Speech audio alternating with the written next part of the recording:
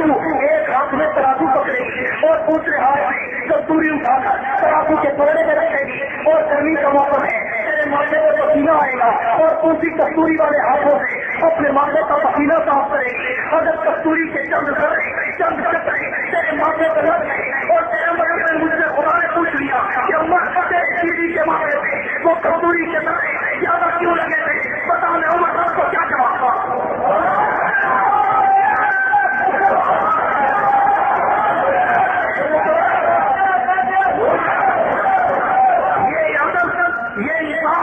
अगर तेरे मुल्क के हुक्मरानों में आ जाए पाकिस्तान गरीब हो सकता है? सारे बोलो। आज तेरे मुल्क के हुक्मरानों की अय्याशी, वो हुक्मरान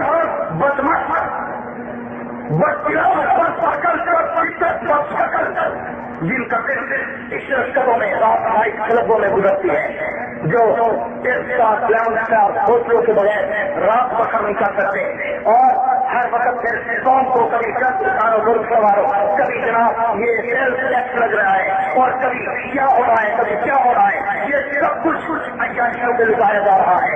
और ये सिलसिला जब तक और हरामों में चलती रहेगी, तेरा मुल्क भिखारी बना रहेगा और जब तेरा मुल्क का खुदाना उमर की तरह इंसाफ की तरह फर्ज कर दिया जाए तो उस वक्त तेरा मुल्क इतना अमीर बन सकता है कि अमेरिका तुझसे भीख मांगने के मजबूर होगा। ये बात नहीं कहेगा कि जिनको अगर सोना हो सराहना न मिले तो इन सराहने रास्ते हो जाएगा, तब तो वो लोग अमीर हो सकता है। हाँ, वही फारूक आजम उसके आदम की बात करता हूँ। जब कातलाना हमला हुआ, फारूक आजम के पेट में खंजर लगा, रगें कटी, खून बहने लगा, हकमा आए, अतीबा आए, डॉक्टर आए, सर्जन आए, स्पेशलिस्ट आए, एक आदमी ने हकीम ने आके चेकअप किया, कहा उमर शहद के चंद कतरे चाहिए, समझो कहा शहद के चंद कतरे चाहिए, उसमें दवाई मिक्स करके आपको पिलाऊंगा, जख्मों को इफाका होगा। फारूक आजम ने कहा मैं खुद अमीरुल मोमिनीन, लेकिन मेरे घर में शहद भी नहीं है और इतने पैसे भी नहीं है कि मैं शहद बाजार से खरीद सकूं। ये वो सब अमीरुल मोमिनीन है। तो उस हकीम ने कहा कि शहद तो जरूरी है। फारूक आजम ने फौरन मीटिंग बुलाई, शूरा साहब इकराम को, उलुल आजम साहब इकराम को बुलाया, सीनियर हजरात को जमा किया, अपनी कैबिनेट को, काबीना को जमा करके जब बुलाया, साहब इकराम करीब बैठे। साहब इकराम फरमाते हैं कि हमने सोचा कि शायद उमर कोई वसीयत करते होंगे, लेकिन जब हजरत उमर ने ये बात कही तो साहबा इकराम शुक्र हो गए। फारूक आजम ने कहा मैंने तो इसलिए बुलाया है कि मुझे शहद के चंद कतरों की दवा के लिए जरूरत है, अगर कोई इजाजत दो तो मैं बैतुल माल के खजाने से थोड़ा सा शहद उठाकर अपनी दवाई के लिए इस्तेमाल करूँ।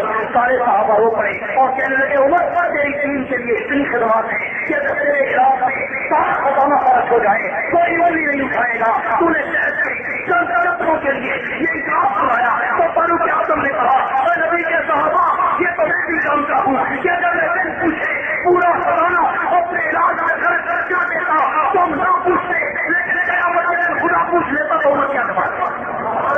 ये उमर की बात है। अगर आज ऐसे उपहार तुझे और मुझे नसीब हो जाए, तेरा और मेरा मुल्क समझ जाए, लेकिन ऐसे उपहार इन तरीन नसीबों में नहीं मिलेंगे। जैसे उपहार तालिबान में मिलेंगे, मिलेंगे नहीं मिलेंगे और आएंगे इंशाअल्लाह जरूर आएंगे। जुल्म जब हद से बढ़ता है तो मिट जाता है, मिटता है नहीं मिटता। और इंशाअल्लाह आप देखें कि पाकिस्तान की धरती पर अल्लाह हमें इस्लाम का इनकलाब दिखाएगा। आमीन तो आमीन तो। जब यही बोरिया नसीब, यही इस्लाम होती से बनने वाले, यही ज़कात के शुक्रों से बनने वाले और पुराना तो मैंने खाना देते हो कि मौलवियों तुम ज़कात के शुक्रों में बनकर और पुरानी करने की सोच रखते हो और हमने दुनिया में अफगानिस्तान का इनकलाब बर्पा करके पूरी दुनिया में सामना कर दिया कि ये काम दिखाने वाले जब निकलते हैं तो दुनिया की आया फर्क है।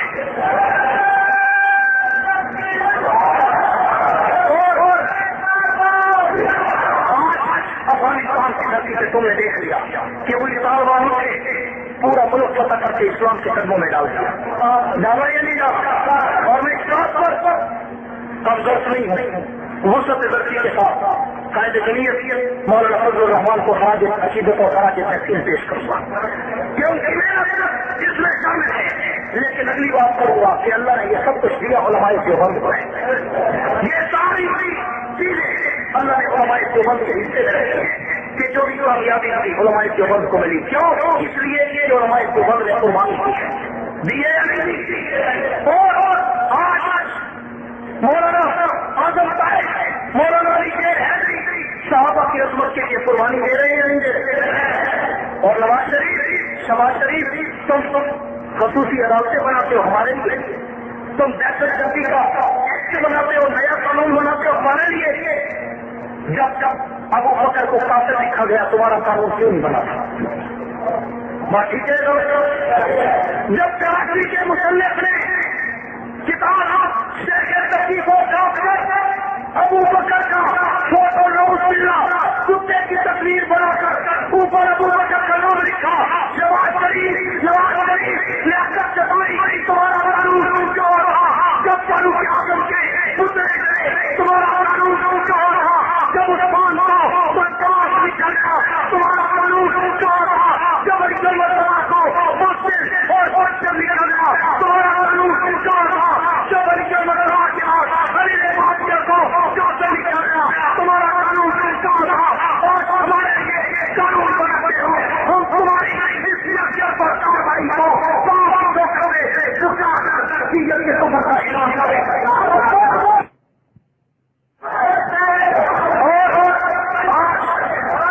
برف پڑی ہے، آپ کہیں گے نا اس میں دن رات لعنت کی برسات برس رہی ہے. برسے جو ابو بکر کو بھونکے گا اس سے اوپر لعنت برسے گی، جو عمر کو بھونکے گا اس سے لعنت برسے گی. رحمت کا قطرہ بھی نہیں آ سکتا، جنت کی خوشبو بھی نہیں مل سکتی. اس لیے کہ صحابہ تو معیار ہے، صحابہ تو وہ استاد ہے.